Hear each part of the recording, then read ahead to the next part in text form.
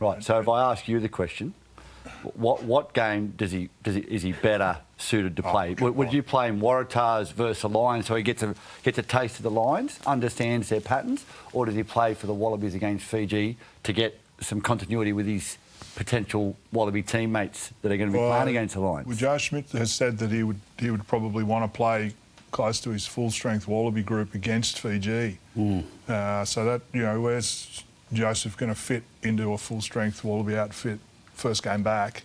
I would expect that probably, you would give him some minutes, Waratahs v Lions, British and Irish Lions, and then get him on the same recovery cycle as the starting, let's say, majority of Wallaby players in the following test game, and then he slots into that training regime and rides the energy flow into. We know he can perform. Look at his debut, right? I don't think it's a concern giving him the most minutes. He's not going to probably get as many minutes in a Wallaby group that wants to play just as many minutes against Fiji as he would. State of origin style, get him to play both.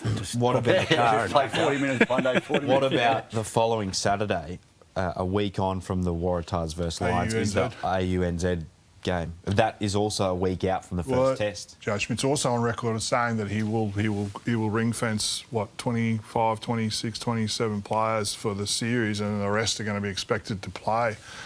He didn't mention about players possibly coming back from injury or looking to get some fitness. So you talk about Joseph-Aukuso Suaalii, you talk about Daniel Atupo. Do they maybe get some minutes? Which will be a conversation with them, a plan. Importantly, there'll be a plan.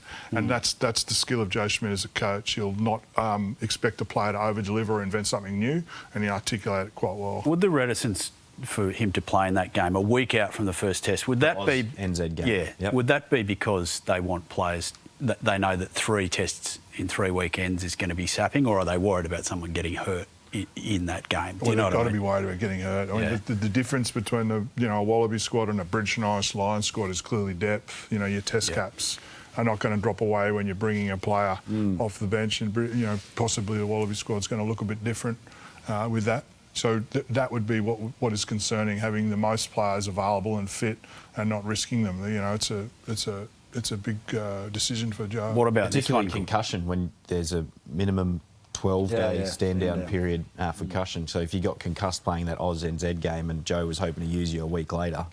What about this? Western Force. Inside that. Joseph Suaalii lining up for the Western Force, June 28.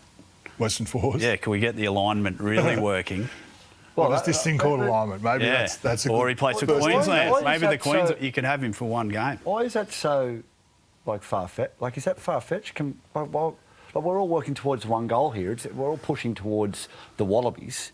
But are we? It's probably maybe why it's far-fetched. Right. Well, that's not meant to be facetious, but no. For instance, the Force aren't the same as the Brumbies or the Waratahs who are under the control. What does that do? We just talked about the race for humans with the North Sydney Bears based in Perth, and what does that do if you've got a kid that's been drinking the Kool-Aid since 12 years old, stayed with rugby, and he's got a big circle around a chance to play fullback or outside centre for the Western Force because a few of the Wallaby guys are now in with the Wallabies, and then this bloke called Joseph-Aukuso Suaalii gets dropped in.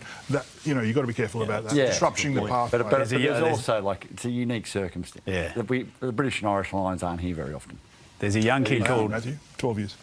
There's a young kid called Kurtley Beale over there, apparently. Correct, there you go. Bang. What does he do? Looking for an opportunity.